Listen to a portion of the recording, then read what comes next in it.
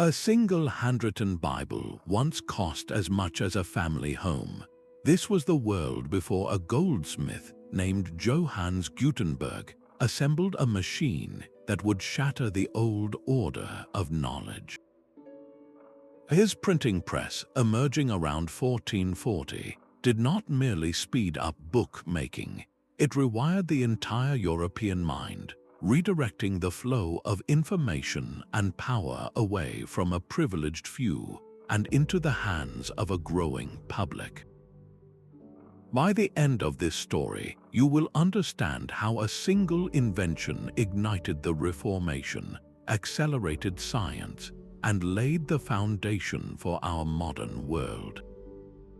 We will uncover how a flood of cheap, identical books could topple ancient authorities, and why the same struggle over truth and control now plays out in our digital lives. What does it feel like to live through a revolution in how we think the price of a book was not measured only in gold? It was paid in time, in immense and painstaking human effort. To own a single Bible required the dedicated labor of a scribe for nearly a year. These men worked in quiet scriptoria, the writing rooms of monasteries, their hands tracing every letter onto precious parchment made from animal skins. A single mistake could ruin an entire page, forcing the scribe to begin again. Some manuscripts were further adorned with brilliant illuminations, miniature paintings in gold leaf and vibrant colors that transformed books into breathtaking works of art. But this beauty came at a cost. It made each volume a unique treasure, but also an incredibly fragile one. The entire system of knowledge rested on this slow, manual process of copying. Think of a whispered secret passed through a long line of people. By the time it reaches the last person, the message has almost certainly changed. This was the reality of manuscript culture. A classical text copied and recopied over centuries could accumulate small errors with each new generation of scribes. A misspelled word, an omitted line, an accidental repetition. These subtle corruptions altered meanings and could completely obscure an author's original intent. With so few copies of any work in existence, there was rarely a way to check for accuracy. This created a world where information spread at a walking pace, easily controlled by the very few who could afford to buy books or the institutions that housed them. Intellectual progress was not just slow, it was inherently precarious, vulnerable to the slightest disruption. And from the German city of Mainz, a disruption was coming that would break this ancient system wide open. The core of Gutenberg's genius was not invention from nothing, but a masterful act of synthesis. He took ideas that had been present in the world for centuries and fused them into something entirely new and powerful. For example, woodblock printing, where an entire page was carved into a single block of wood, had been used for centuries in East Asia, but this method was painfully slow and the blocks wore out quickly. Gutenberg saw a better way. His training as a goldsmith gave him the precise metallurgical skills needed to solve the problem. He developed a hard-wearing alloy of lead, tin, and antimony that could be cast into countless identical, durable pieces of metal type. Each piece held a single, raised letter or character. This was the magic of movable type. A typesetter could arrange these individual letters into a frame, locking them into place to form a complete page of text. Once that page was printed, the letters could be broken apart and reused to compose an entirely different page. This reusability was the key to speed and economy. He then adapted the mechanics of a wine press, a common sight in his region, to apply the perfectly even pressure needed to transfer ink onto paper, and he formulated a thick, oil-based ink that adhered cleanly to his metal type, unlike the water-based inks used for woodblocks. This was not one flash of inspiration, but a system, a perfect marriage of mechanics and chemistry, and it was a system born under immense pressure. Gutenberg poured his own fortune into this project and was driven by entrepreneurial ambition, but also by the pressing need to repay the substantial debts he accumulated during his long years of experimentation.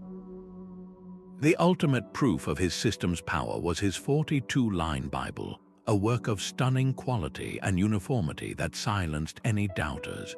With this single book, he demonstrated that the printed word could rival the beauty of a scribe's work, but be produced not once, but hundreds of times over. The age of the unique handmade book was ending, and the era of the identical copy was beginning. This mechanical marvel began not with a page, but with a single letter. The first step was to carve that letter in reverse and raised onto the end of a steel rod, creating what was called a punch. This master punch was then hammered into a softer piece of copper to create a hollow impression known as the matrix. Into this matrix, the printer poured his secret recipe, a molten alloy of lead, tin, and antimony that cooled quickly into a perfectly shaped, durable piece of type. This was the core innovation, movable type. A printer could now create a vast supply of identical letters, stored in organized cases, ready for endless reuse. The real magic happened at the compositor's bench. With incredible speed and concentration, the compositor would pick individual letters from the cases, arranging them line by line in a handheld metal frame called a composing stick. Once a page was fully set, the entire block of type, known as a form, was locked tightly into place, transforming a jumble of metal pieces into a solid, printable surface. Then came the press itself, a machine of beautiful, brute force simplicity. A journeyman would apply a sticky, oil-based ink to the type using leather-covered ink balls. A sheet of dampened paper was carefully laid on top. With a firm pull on a large lever, the massive screw of the press drove a flat plate down onto the paper, pressing it with immense, even force against the ink type. That single, powerful action created a crisp, perfect copy. Then the process was reversed. The printed sheet was lifted off, the type was cleaned, and the most miraculous part of all began, the disassembly. Every single letter, every comma and period was unlocked, sorted back into its case, and made ready to be rearranged into an entirely new page of text tomorrow. This was the revolution, not in the ink or the paper, but in the system, a cycle of creation and recreation that was endlessly repeatable. These early printed books, the incunabula, were beautiful deceptions. They emerged from the press looking for all the world like the familiar handwritten manuscripts. Printers deliberately left spaces for elaborate hand-painted initials, and scribes were often hired to add vibrant rubrication in red ink, guiding the reader through the text just as they had for centuries. The goal was comfort, to make this revolutionary new object feel like the cherished old one. But this familiar exterior hid a profound and irreversible shift. For the first time, a reader in Mainz and another in Paris could hold two copies of the same book, with not a single letter out of place between them. This was the quiet birth of standardization. While the wealthy still commissioned luxurious editions, the very act of printing in larger numbers began to make books more accessible to a growing, literate middle class of merchants, lawyers, and officials. The content of these cradle books also revealed the ambitions of the early printers. Alongside magnificent religious works like the Gutenberg Bible and personal prayer books known as Books of Hours, they began to resurrect the classical world. The works of Cicero and Virgil, preserved but limited in their manuscript form, were now set in metal type and multiplied. This was not merely printing, it was an act of rediscovery, making the wisdom of antiquity available on a scale unimaginable just a generation before. Each incunable was a hybrid creature, a bridge between two eras. It possessed the singular beauty of a handmade art object, yet it carried within it the DNA of mass production. This duality planted a crucial seed, the idea that a book could be both a beautiful possession and a widely shared source of knowledge, an idea that would soon break free from its ornate cradle and transform the world. Gutenberg's invention refused to stay put. Within a single human lifetime, the quiet clatter of the printing press echoed from its German birthplace across an entire continent. The secret was not locked away, but carried in the hands and minds of a new class of artisan, the journeyman printers who learned the trade and then set out to establish their own shops in distant cities. This was a revolution propelled by ambition and economics. By the year 1500, you could find a printing press operating in more than 250 towns, from the sunny ports of Seville to the scholarly hubs of Krakow. Each new shop was a node in a rapidly expanding network, a decentralized web of knowledge production that was far more resilient and difficult to control than the old, centralized scriptoria of the monasteries. In Venice, a printer named Aldus Manutius saw that the future lay not only in multiplying books, but in making them more portable and affordable. He commissioned new, elegantly compact typefaces and pioneered the smaller, cheaper format of the octavo book, a volume that could truly be held in one hand. Suddenly, a personal library was no longer a static collection anchored to a heavy lectern, but something that could travel with you. This explosion of print created a new kind of public space, a virtual forum built from identical copies of the same text, allowing a person in London to debate the same ideas as a reader in Rome. The old information landscape, defined by scarcity and isolation, was being erased at a breathtaking pace. The control of knowledge had slipped irreversibly into a much wider world. A book was no longer a treasure locked away in a cathedral or a noble's library. It was becoming a tool, a possession, a companion. The price of a printed volume could be as little as 1/20th the cost of a handwritten manuscript, a shift that tore down the economic walls surrounding knowledge. Suddenly, a successful merchant could afford a small library, a lawyer could own the legal texts he needed for his practice, and a skilled craftsman might even purchase a grammar book or a popular romance. This was the birth of a new reading public, a community of minds that stretched far beyond the cloisters of the church and the courts of the aristocracy. Their hunger for books was not just for piety, but for practical knowledge, for entertainment, and for new ideas. As the practical value of reading grew, so did the number of people who learned the skill. Literacy rates, while still a fraction of what they are today, began their first significant, sustained climb in centuries. This new relationship with the written word changed the very nature of reading itself. For centuries, reading was often a public act, a monk chanting scripture in a hall or a scholar reading a manuscript aloud to his students. It was a shared, auditory experience. But with more people owning their own books, reading retreated into a private, silent space.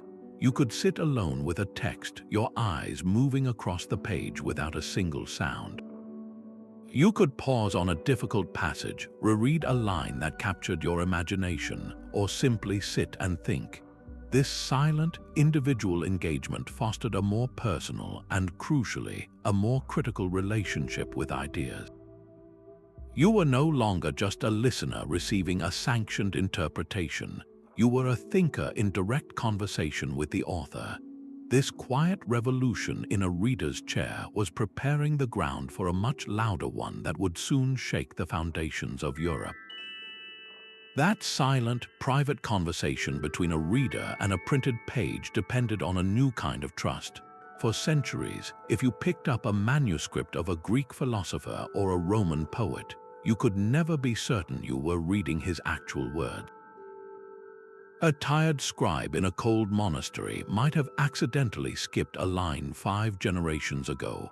A well-meaning scholar might have inserted his own commentary directly into the text, and the next copyist would faithfully reproduce that addition as if it were original.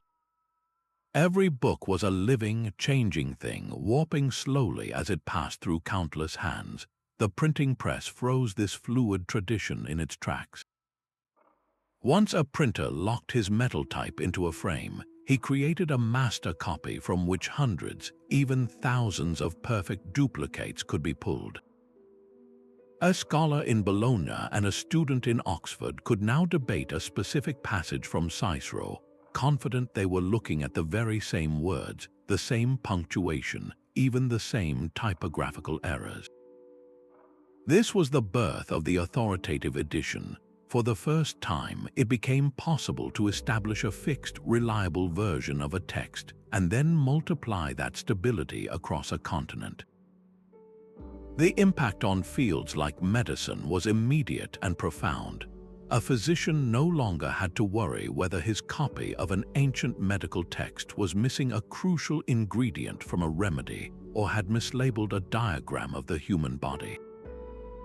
He could trust the printed page in a way he never could a manuscript. This created a solid platform for knowledge. New discoveries in science or law could be built upon old ones, not as shaky guesses about what an author might have meant, but as direct engagements with a stable, shared source. The slow, creeping decay of information that had plagued the manuscript age was finally over, replaced by a foundation of textual rock upon which the modern world would be constructed.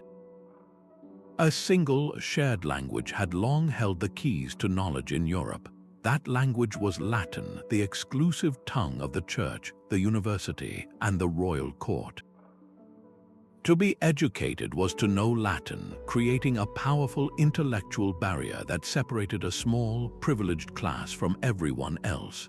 The printing press, however, was a business, and its operators quickly discovered a vast, untapped market waiting just beyond that ancient wall. Printers were not just artisans, they were entrepreneurs who saw a clear commercial opportunity in publishing books for the many, not just the few. Why print 1,000 copies of a dense theological text in Latin when you could sell out an edition of a popular romance or a practical farming guide written in the local German or Italian that people actually spoke at home? This market-driven logic began to shatter the monopoly of Latin. Suddenly, the most important book of all, the Bible, was translated and printed in vernacular languages, allowing a merchant or a craftsperson to read scripture for themselves, in their own words, without needing a priest to interpret its meaning for them. This was more than simple translation, it was an act of intellectual empowerment. As these vernacular works rolled off the presses, they did something else of profound importance. They began to standardize the languages themselves. Before print, a dialect from one valley might be nearly incomprehensible in the next. But when a single printed version of a story or a grammar book became widely circulated, it established a common way of spelling and a preferred form of expression. The chaotic, fluid river of spoken dialects began to crystallize into a stable, written standard. Think of it as the linguistic equivalent of Gutenberg's movable type, locking words into a fixed and repeatable form. This process did not just make communication easier, it forged a powerful new sense of shared identity. People who read the same books in the same form of French or English began to see themselves as part of a larger cultural community, a nation.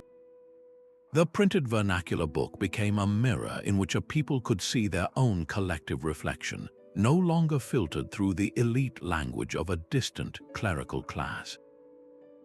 This quiet revolution in language was quietly preparing the soil for political revolutions yet to come. Martin Luther's 95 Theses were not a solitary act of protest, but a spark that found its fuel in a brand new medium. Had they been written just 50 years earlier, his arguments might have faded into the obscurity of a university bulletin board in Wittenberg. But in the age of print, his critique of church practices was not merely debated by theologians. It was translated from Latin into German, set into type, and transformed into pamphlets and broadsides that spread like a literary wildfire. Within weeks, his words were being read in market squares and coffee houses across the continent, completely bypassing the pulpits and lecture halls that had once controlled religious discussion. This was not just a theological dispute, it was the first true media revolution, and Luther proved to be a master of the new format. He wrote not only in dense academic prose, but in the direct, powerful language of the people, and his supporters amplified his message with vivid, often satirical illustrated prints that made complex arguments instantly understandable even to those who could not read. The Church, caught off guard by this unprecedented public challenge, was forced to respond in kind, issuing its own printed decrees and counter-arguments. What followed was a furious pamphlet war, a flood of paper and ink that turned a matter of doctrine into a mass public conversation. For the first time in history, a fundamental challenge to a monolithic institution was not silenced but amplified. Its arguments multiplied and distributed on a scale that made suppression impossible. The printing press did not just report on the Reformation, it powered it, transforming a call for reform into a movement that would permanently fracture the religious unity of Europe and prove that no authority was safe from the power of the published word. The same printed pages that spread religious debate now carried a new kind of revelation, one written in the language of mathematics and observation. Before the press, a radical idea about the heavens might die with its thinker, a fragile manuscript lost to time or confined to a single library. But the printing press gave discoveries a permanent voice and an irresistible reach. When Nicolaus Copernicus published his theory that the Earth revolved around the Sun, he did so on his deathbed, perhaps fearing the controversy his work would cause. Yet his book, De Revolutionibus, outlived him, traveling across Europe to land on the desks of other curious minds. These minds could study his complex planetary models not from a blurry, hand-copied sketch, but from precise, identical diagrams printed again and again from the same blocks of type. This visual consistency was revolutionary. A scholar in Poland and an astronomer in Denmark were literally on the same page, examining the same data, and could therefore confirm or challenge the exact same claims. This created a new and powerful form of verification. Error could be rooted out not by decree but by collective scrutiny. The press also created an unbreakable chain of attribution. A young astronomer like Johannes Kepler could stand on the shoulders of giants by directly citing the printed works of Copernicus and Tycho Brahe, building upon their confirmed findings rather than reinventing the wheel or chasing old mistakes. This cumulative acceleration of knowledge transformed science from a solitary meditation into a collaborative, international project. The ultimate expression of this new collaboration was the scientific journal. Publications like the Philosophical Transactions of the Royal Society established a formal forum for sharing experiments, debating methods, and subjecting ideas to the critique of peers. A discovery was no longer considered complete when it was made in a private laboratory, but only when it was published for the world to see and test. The printing press had built the first true network for knowledge, a system where truth was not declared by authority but constructed brick by brick through shared evidence and transparent debate. This new medium did more than multiply old texts, it began to generate entirely new ones. The economics of print created literary forms that were simply unimaginable in the age of the manuscript. Consider the pamphlet, a slim, unbound publication that could be typeset, printed, and distributed in a matter of days. It was the social media of its era, a vehicle for instant commentary on a political scandal, a new scientific discovery, or the latest sermon from a fiery preacher. It turned public opinion into a conversation that happened not in years, but in weeks. At the same time, the textbook emerged from the press, offering standardized lessons in grammar, mathematics, or law. For the first time, a classroom of students could all learn from the exact same page, creating a shared foundation of knowledge that made mass education possible. But perhaps the most profound creation of the print revolution was the novel. This long, continuous narrative, a fictional world sustained over hundreds of pages, was a commercial risk in a manuscript culture. No scribe would dedicate a year of his life to copying a single work of popular fiction, but for a printer, producing 1,000 copies of a captivating story was a calculated gamble that could pay off handsomely. The novel found its first true mass audience because the printing press could economically deliver it. The physical book itself was also being reinvented from the inside out. Printers introduced navigational tools we now take for granted: page numbers, tables of contents, and detailed indices. Before these features, finding a specific passage in a large manuscript was a slow, frustrating hunt. Now, a reader or a scholar could pinpoint information with a speed and accuracy that was previously impossible. This changed the very nature of reading and research, transforming books from objects to be absorbed from start to finish into repositories of knowledge that could be efficiently searched and referenced.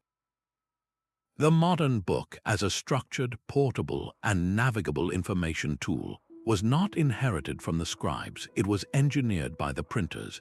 This new container for ideas would go on to shape everything from scientific progress to the very rhythms of our private imaginations.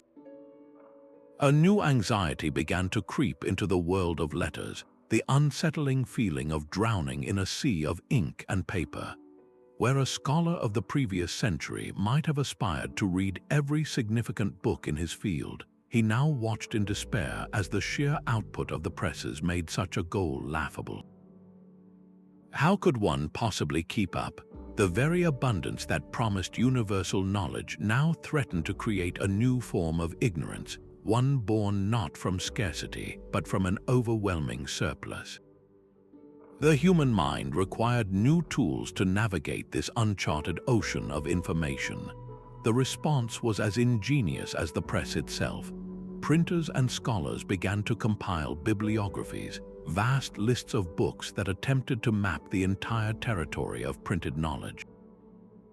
Library catalogs evolved from simple inventories into sophisticated finding aids, organized by author and subject.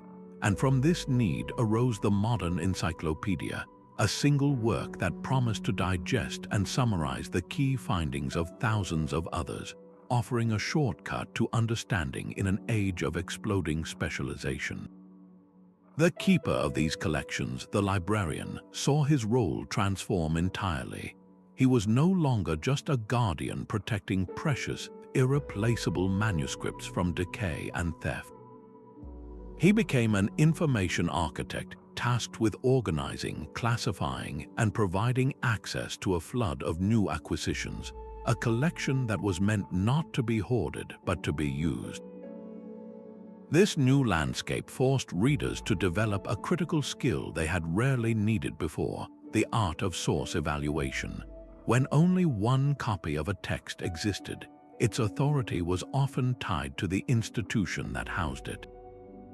But now, with countless competing volumes on the same topic from different printers in different cities, how could you tell which one to trust? Readers learned to assess a book's pedigree, to look at the reputation of its printer, the quality of its citations, and the logic of its arguments. This was the birth of a new, skeptical literacy. The printing press had gifted humanity with an unprecedented access to knowledge, but with that gift came a permanent responsibility, the burden of discernment. We are still grappling with this very same challenge today, in a digital world that makes Gutenberg's flood of print look like a gentle spring rain. That intellectual revolution required a solid foundation of commerce, of ledgers and loans, and the simple, relentless need to turn a profit. The printing press was a machine for making books, but it was also a factory, and its owner was an entrepreneur facing the same challenges as any other businessperson. He had to secure a large upfront investment for his press, his type, and the mountains of paper required for a print run. He had to manage a skilled workforce of compositors and pressmen, and he had to navigate the complex logistics of a supply chain that stretched from paper mills in Italy to ink suppliers in his own city. This was a high-risk, high-reward venture. A printer might pour his entire fortune into a single, lavish edition of a classic, betting that wealthy patrons would buy it, but a miscalculation could lead to financial ruin. To mitigate this risk, printers became astute judges of public taste. While they took pride in publishing important works of theology or science, their financial lifeblood often came from more humble, reliable sellers. They produced practical almanacs filled with weather predictions and farming advice, annual calendars that adorned workshop walls, and cheap editions of popular romances and folk tales. These were the steady sellers that paid the bills, that kept the lights on and the presses rolling, thereby subsidizing the riskier, more scholarly publications. In this way, the marketplace became an invisible editor. The business of print did not just disseminate ideas, it actively selected for them, determining which texts had the financial backing to survive and thrive. An idea needed more than just merit to change the world. It needed a business model, a patron, or a printer willing to take a chance. The intellectual landscape of Europe was being shaped not only in university debates, but in the noisy, ink-stained counting houses of its printers, where the fate of knowledge was weighed in the balance of profit and loss.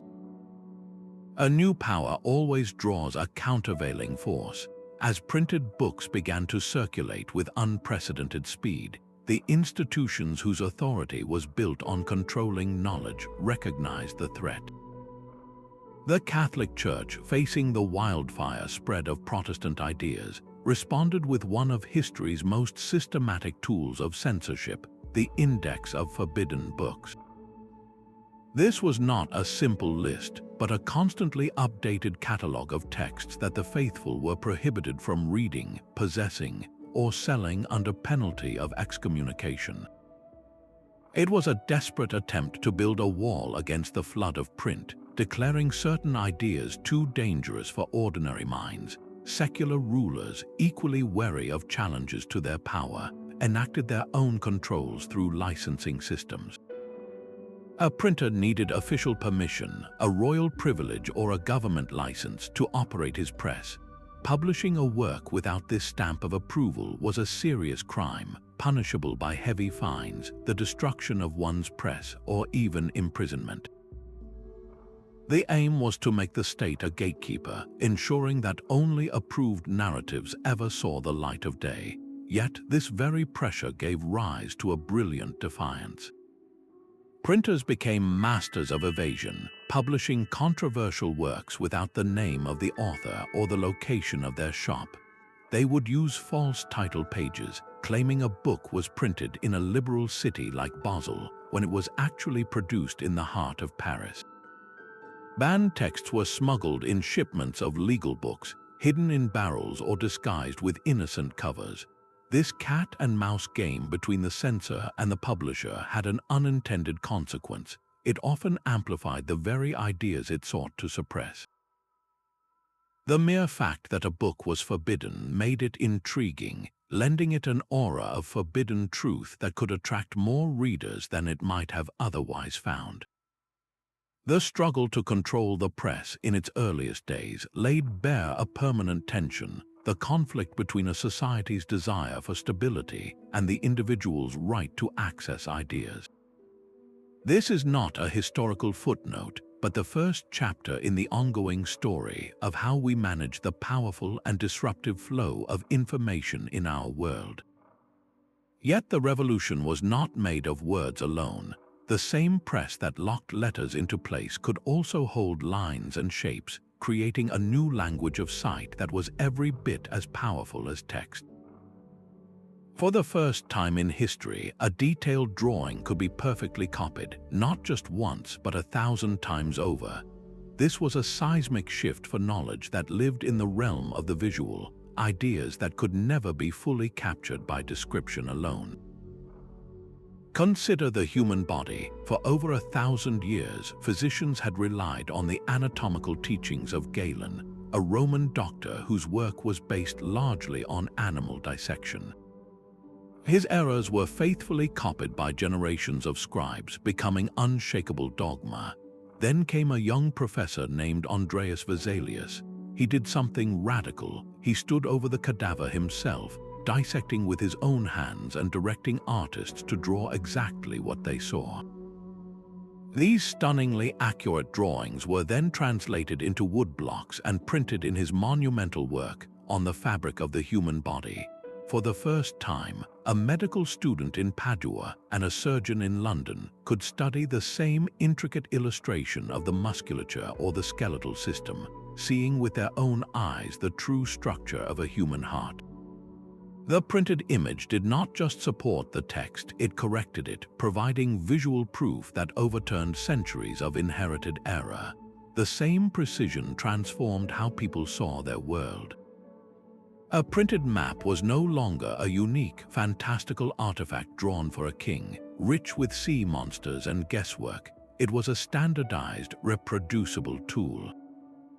An explorer could carry a printed chart, knowing it was identical to the one his patron held back home. A merchant planning an overland trade route could study the same mountains and rivers as his partners. These maps created a shared mental geography, a common picture of the world that was steadily refined with each new voyage and each new edition that rolled off the press. This visual revolution extended to the practical arts as well. A master mason could now send a printed architectural diagram to a quarry, confident the stonecutters would understand the exact proportions of a column or an arch. An inventor could publish a technical manual with precise diagrams of gears and pulleys, allowing a complex machine to be understood and rebuilt in workshops across the continent. Knowledge that had once been locked in the mind and hands of a master craftsperson could now be captured, duplicated, and disseminated. The printing press had given eyes to knowledge, allowing the world to be seen, understood, and remade with a clarity that words alone could never provide. The lecture hall itself began to change. For centuries, a university education was an auditory experience, centered on the voice of the master reading from his single, precious manuscript while students took notes or simply memorized his words. Knowledge was a performance passed directly from teacher to listener. The printing press transformed this ancient rhythm by placing the text directly into the student's hands. Suddenly, a class of law students could each own an identical copy of the same legal code, their personal books open on the desk before them. They could follow along line by line, mark a difficult passage in the margin, and review the material long after the lecture had ended. This simple shift from shared listening to individual reading empowered a new kind of learning. It was less about memorizing a singular interpretation and more about developing personal engagement with the source material. The curriculum, once confined to a narrow list of core manuscripts, could now explode with new texts and competing commentaries, all affordably printed and readily available. The intellectual world of the university expanded from a small, well-trodden garden into a vast, open frontier. This new access also reshaped the relationship between teacher and student. The master was no longer the sole gatekeeper of a rare text, but a guide who could now assume his students had a base level of knowledge from their own reading. The conversation in the classroom could become more advanced, more critical, and more focused on debate and analysis. The very foundation of scholarship was shifting from reverence for a spoken authority to critical engagement with a stable, printed source. This new model of education, built on the portable, personal textbook, is the direct ancestor of the system we know today. Beyond the university walls, the press was creating entirely new paths to knowledge. A young man aspiring to be a ship's captain did not need a classical education. he needed a printed manual on navigation. An ambitious merchant's son could learn double entry accounting not from a private tutor, but from a specialized instructional book. These practical guides, written in the vernacular and filled with useful diagrams and tables, professionalized countless trades. They codified best practices and created a standard body of knowledge that could be mastered by anyone with the initiative to read. This was a quiet revolution in social mobility. Expertise was no longer solely the birthright of the elite or the secret knowledge of a closed guild. It was a commodity that could be purchased, studied, and applied. The printing press had democratized skill itself, laying the groundwork for a society where advancement could be earned through learned competence, opening doors that had been firmly shut for centuries. A new kind of town square was emerging, built not from stone and mortar but from paper and ink. For the first time, a heated debate begun in a London pamphlet could be answered in a Parisian broadsheet, creating a continent-wide conversation that ignored old borders. This virtual forum, this early public sphere, allowed people who would never meet to discover they shared the same hopes and fears about the issues of their day. Their sense of belonging began to shift, no longer rooted solely in their local village or parish, but in a community of minds united by the ideas they consumed. The most tangible expressions of this new community were the coffee houses that sprouted in European cities. For the price of a cup of coffee, a merchant, a ship's captain, and a writer could sit together, surrounded by the latest newspapers and pamphlets, and argue about everything from a new tax to the latest philosophical treatise. These were lively, democratic spaces where social rank mattered less than the strength of one's argument. Similarly, reading societies pooled their members' resources to subscribe to expensive journals and books, creating shared libraries that made this flood of print accessible to a wider audience. In these rooms, public opinion was not just formed, it was practiced, refined through discussion and debate. This collective voice, amplified and legitimized by the printed word, began to carry a weight that kings and cardinals could no longer afford to ignore. When a monarch made a decision, he now had to consider not only the counsel of his nobles but also the murmur of this new, reading public, a force whose approval could bolster his reign or whose dissent could threaten its stability. The very idea of where legitimate authority resided was being quietly rewritten, not by a decree, but by 1,000 conversations happening over printed pages and cups of coffee. The principles forged in hot metal would echo for centuries. The printing press did not just change its own time, it set a precedent for every communication revolution that followed. The telegraph, the radio, and later television all inherited the same core idea, that information could be replicated and distributed to a mass audience, creating new forms of public consciousness. But the press did more than transmit ideas, it fundamentally reshaped who owned them. Before print, a story or a song belonged to the community, retold and altered with each performance. The printed book, fixed and reproducible, gave birth to the modern concept of the author, a single individual credited with the creation of a unique text. This new identity demanded a new kind of protection, leading to the first copyright laws which attempted to balance an author's right to profit with the public's right to access. This legal and cultural framework provided the economic incentive that would fuel centuries of literary and scientific creation, from the novels of Dickens to the scientific papers of Einstein. It was this very ecosystem of freely circulating, attributed ideas that made the Enlightenment possible. The faith in reason, the belief that public debate could lead to social progress, depended entirely on a public that could read, think, and share ideas on an unprecedented scale. The coffee house debates and political pamphlets of the 18th century were the direct children of the printing press, and this brings the story directly to our doorstep. Our current digital world, with its instantaneous global network, is not a break from this history, but its latest, most dramatic chapter. We are now living through a transformation of similar magnitude, grappling with the very same forces Gutenberg unleashed. The struggle over who controls information, the battle between censorship and free expression, the challenge of discerning truth in a sea of endless copies, and the dizzying promise of democratized knowledge, these are not new problems. They are the ancient tensions of the print revolution, amplified to a global scale and moving at the speed of light.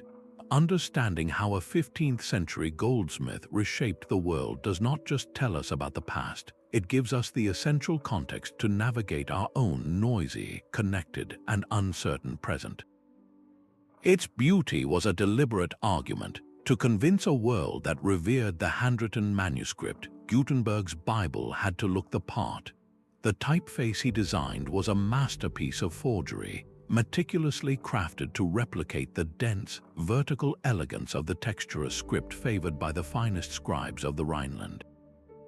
Each metal letter was not an innovation in form, but a perfect imitation, a calculated decision to make the revolutionary feel familiar and trustworthy. The project's ambition is still staggering. It is believed around 180 copies were produced, a print run of unprecedented scale for a work of such complexity. But the numbers only tell part of the story. The true statement of intent was in the materials. Roughly 1/3 of the copies were printed not on paper, but on velvety, durable vellum, a luxury requiring the skins of nearly 5,000 calves. This was not a book for the common man. It was a prestige object designed for wealthy monasteries, university libraries, and noble patrons, the very institutions that were the bedrock of the old manuscript economy. Gutenberg was not trying to overthrow their world just yet. He was first proving he could meet them on their own terms and exceed them. The most technically demanding feat was the incorporation of two colors. The rubrics, the headings and initial letters traditionally added in vibrant red by a scribe's hand, were part of the printed design. This required a second, perfectly aligned run of every single sheet through the press, a ballet of precision where the slightest misregistration would ruin the page. Some copies show where this meticulous process was later abandoned, with spaces left for the red ink to be added by hand, a testament to the immense difficulty of the task. So why go through all this trouble? Because the Gutenberg Bible was more than a religious text, it was a physical demonstration, a proof of concept for the ages. It had to be beautiful enough to silence the skeptics, uniform enough to showcase the power of replication, and luxurious enough to attract the capital needed for this new technology to survive and spread. It succeeded on all counts. Holding a copy was to hold the future, disguised impeccably as the past. The sheer scale of the Nuremberg Chronicle was a declaration in itself. Published in 1493, this massive book attempted to contain the entire history of the world, from the biblical story of creation right up to the present day of its own publication. Its author, Hartmann Skedel, and its printers crafted what was essentially a 15th century Wikipedia in a single, breathtaking volume. But the Chronicle's true genius was not just in its words, but in its revolutionary use of images. It featured over 1,800 woodcut illustrations, a number that would have been financially impossible in a handwritten manuscript. Yet the printers achieved this visual feast through clever economy, carving only 645 unique woodblocks and then reusing them with creative flair. The same woodcut of a generic European king, for instance, might be labeled as a dozen different historical figures throughout the book. A depiction of one city could stand in for another, its identity changed simply by the text printed beside it. This was not seen as deception, but as a pragmatic and brilliant solution for making an illustrated history affordable and achievable. It showed an early understanding of a powerful modern concept, that an image is a piece of content that can be repurposed to build a larger narrative. The project was a huge financial gamble, backed not by a king or a bishop, but by two wealthy Nuremberg merchants who saw both cultural prestige and commercial potential in the new medium. Their investment paid off handsomely, proving there was a mass market for a beautiful, authoritative summary of human knowledge. The Chronicle was published simultaneously in Latin for the international scholarly elite and in German for the literate middle class at home. This dual publication strategy was a masterstroke, acknowledging that the desire to understand the world, from its ancient mysteries to its modern cities, was a hunger felt by both the university scholar and the curious shopkeeper. In its ambitious pages, the printed book was no longer just a vessel for a single text. It was becoming a universe unto itself. The authority of Galen had stood for over 1,000 years, a fortress of medical knowledge built not on human bodies, but on the dissection of animals. His elegant theories described a liver with 5 lobes, a human characteristic, yet his work was based on the livers of dogs and apes. For centuries, this error was perpetuated, copied faithfully by scribes who had never held a scalpel, their manuscripts reinforcing a reality that did not exist. Into this world of inherited certainty stepped a young, impatient professor named Andreas Vesalius. He did something that seems obvious to us now but was radical in his time. He approached the source directly. He stood over the human form himself, his hands conducting the dissection while his eyes recorded what was truly there. He discovered that the human liver typically has just 1 lobe. This was more than a simple correction. It was a methodological earthquake. Vesalius realized that to overthrow a millennium of textual tradition, he needed a new kind of evidence, one that was both undeniable and perfectly replicable. His answer was a book that was itself a performance, a dramatic unveiling. On the Fabric of the Human Body, published in 1543, did not just argue with Galen, it performed an autopsy on his errors page by page. The true revolution, however, lay in the illustrations. These were not the crude, schematic diagrams of older manuscripts. They were vast, breathtaking woodcuts, full of artistic drama and scientific precision. The images showed flayed figures posed in contemplative landscapes, their muscles and nerves exposed in layered, dynamic displays. This was anatomy rendered as both science and art, designed to captivate the eye while it educated the mind. But their power depended entirely on the printing press. Only through the mechanical reproduction of identical wood blocks could Vesalius ensure that a reader in Paris saw the exact same intricate network of veins as a reader in Vienna. The image became the evidence, a visual testimony that no written description could match. The Fabrica did not just tell physicians to trust their own eyes, it gave them a shared visual library, a common ground of observable fact upon which a new, empirical medicine could be built. The book itself became a courtroom, and its illustrations were the exhibits that found the ancient authority of Galen guilty of error. With this single, magnificent volume, the center of authority in medicine began its irreversible shift, from the dusty page of an ancient text to the fresh, observable truth of the human body. Yet this great engine of enlightenment cast a long and complex shadow. The same press that broadcast the reasoned arguments of Erasmus could also churn out vicious personal attacks and crude caricatures, giving ancient prejudices the power of mass distribution. For every scientific truth that was stabilized in print, a dozen rumors and falsehoods could be set in identical, authoritative-looking type, creating the first information crises where lies traveled just as fast as facts. The religious unity that was fractured by Luther's pamphlets did not break peacefully. The printed word poured fuel on sectarian fires, demonizing the other side in a brutal war of words that all too often escalated into actual physical conflict, leading to generations of hardship across Europe. Even the triumphant standardization of languages carried a hidden cultural cost. As a printed version of French or English became the accepted norm, the rich tapestry of regional dialects and oral traditions began to fade, their unique vocabularies and rhythms slowly silenced by the uniformity of the published page. This technological leap created clear winners, the newly literate urban classes, but also losers, the scribes whose skilled trade vanished almost overnight, and the communities whose local identities were gradually eroded.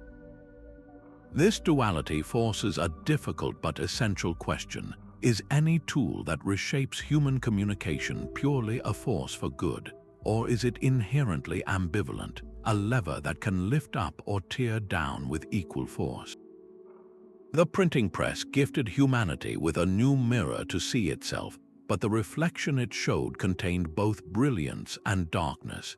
This ancient lesson in technological humility is not locked in the past. It speaks directly to our own time as we navigate the promises and perils of our digital networks and artificial intelligence, tools that similarly magnify both our wisdom and our flaws.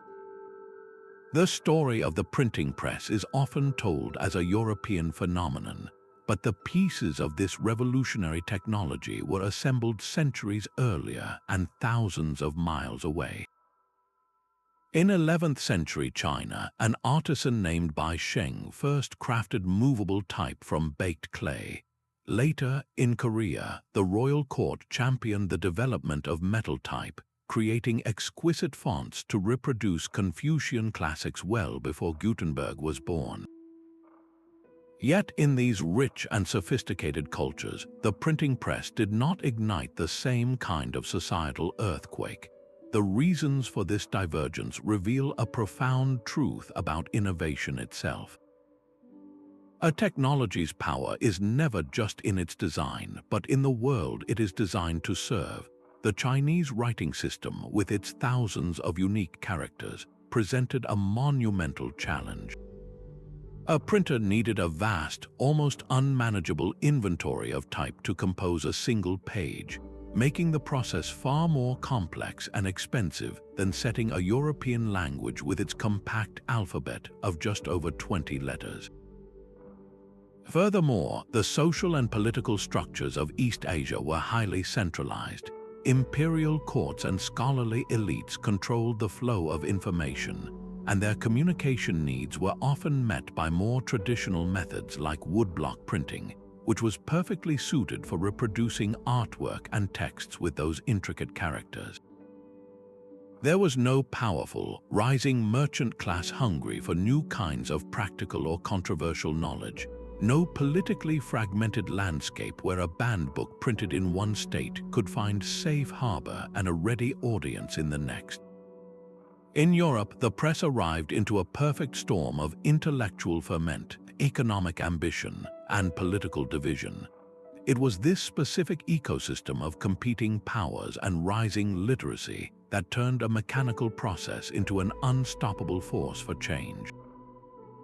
The fate of an invention, therefore, is never guaranteed. It waits for its moment for a society ready to be rewired.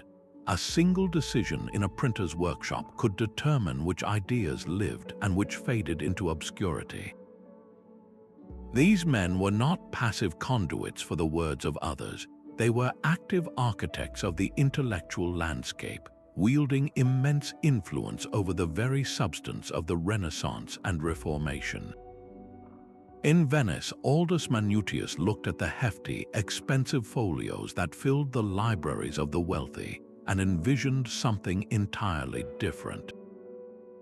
He saw a future for the classics not as monumental trophies, but as portable companions.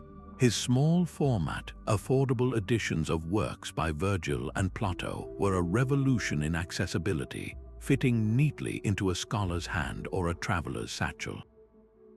This was a conscious choice, a curatorial decision to democratize the very fuel of the Renaissance. making the wisdom of antiquity a daily presence in the lives of a growing literate class. His famous Aldine press emblem, a dolphin wrapped around an anchor, became a symbol of this new philosophy, a mark of quality and innovation that signaled how deeply a printer's vision could shape the spread of knowledge. Far to the north, in the bustling commercial hub of Antwerp, Christophe Plantin operated on a different scale entirely. His workshop was a veritable factory of ideas, a massive, multilingual enterprise that produced everything from lavish liturgical books to groundbreaking scientific texts. Plantin was a master navigator, steering his business through the treacherous waters of markets, patronage, and religious censorship. To survive and thrive, he had to be everything at once: a shrewd businessman, a diplomatic courtier to powerful patrons, and a courageous publisher willing to take calculated risks on controversial works. His famous Polyglot Bible, a monumental project featuring texts in multiple ancient languages side by side, was a testament to his scholarly ambition and his ability to manage a project of breathtaking complexity. Every day, printers like Manutius and Plantin made choices that echoed for generations. They decided which unknown author to champion, which radical theological argument was worth the risk of publishing, and which classical text to rescue from obscurity. By commissioning new translations and choosing the octavo format over the expensive folio, they were not merely following demand, they were actively creating it, guiding European thought in directions it might never have taken otherwise. In this way, the printer's workshop became the true engine room of the modern mind, a place where the cultural canon was not just preserved, but actively and permanently forged. The true legacy of the printing press is not found in any single book, but in the rewiring of the human mind itself. It dismantled ancient monopolies on knowledge, turning a guarded treasure into a flowing river that nourished the Reformation, propelled the scientific revolution, and laid the intellectual groundwork for the Enlightenment. This transformation shifted the very center of authority, from institutions to individuals, and from received dogma to personal inquiry. Yet this new power arrived with its own set of challenges, a flood of information that could overwhelm as easily as it could enlighten, and a struggle between free expression and control that feels deeply familiar to us now. We are living through a similar transformation today, as our digital networks redefine how we connect, learn, and govern ourselves. The story of the printing press offers a powerful and humbling lesson that every revolution in communication fundamentally reshapes who we are and the societies we build. It leaves us with a final, resonant question to ponder. What new revolutions in knowledge and human consciousness will our own inventions, from artificial intelligence to global networks, ultimately unleash upon the world? This story of ink and innovation is not over, it continues with you. If this journey through the printing revolution has sparked your curiosity, we invite you to explore our other videos on medieval technology and the brilliant minds of the Renaissance. We often wonder, what is the Gutenberg press of our own time? Is it the internet, artificial intelligence, or a technology still on the horizon? We would love to hear your perspective in the comments below. Your thoughts and conversations are what make this community so engaging. If you enjoyed this exploration, please like this video and subscribe to the channel. Your support helps us continue our mission to uncover the powerful forces that have shaped our world. Thank you for your time, and we look forward to seeing you on our next journey into the past.